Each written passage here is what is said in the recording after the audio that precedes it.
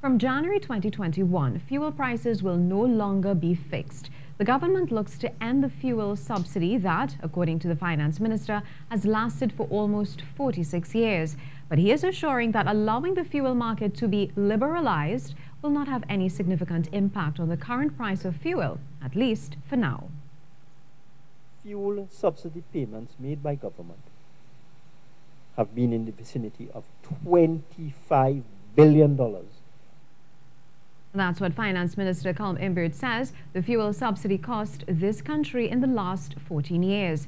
And now government is moving to liberalize the fuel market, where the Ministry of Energy will post changes to the prices at the start of each month.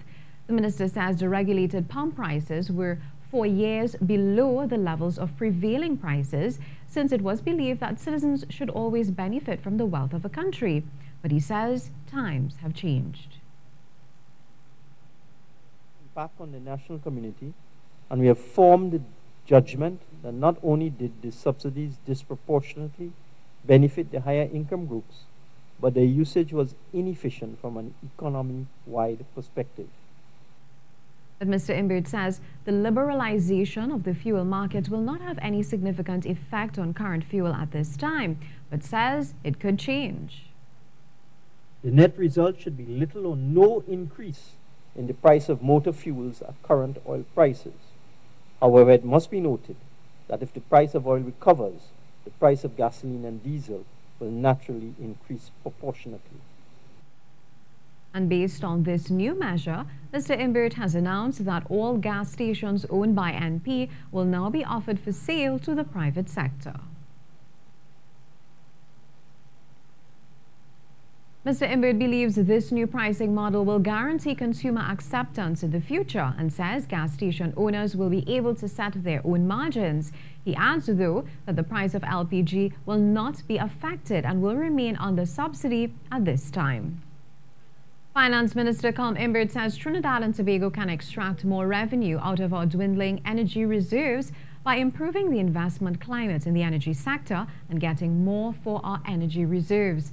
He said government intends to improve the investment climate in the energy sector by reviewing Petroleum Taxes Act and reviewing the supplemental petroleum tax. Also in the area of revenue creation, the finance minister said that October 31st was the absolute deadline for the conclusion of Patriotic Technologies for the purchase of the Pointe-a-Pierre refinery. After giving Patriotic all possible opportunities to finalize the terms of the agreement, the process will be brought to an end, and the government will consider other options for the sale of the refinery. The government also intends to make this country a hub for the energy sector services, especially in light of infant energy industries in Guyana and Suriname. Minister Imbert also said government has plans to introduce green petrochemicals and create the largest solar project in the Caribbean. We have secured through a competitive procurement process 2 bidders who will deliver 112 megawatts of power to the electric grid. Upon completion, the project will be the largest solar project in the Caribbean.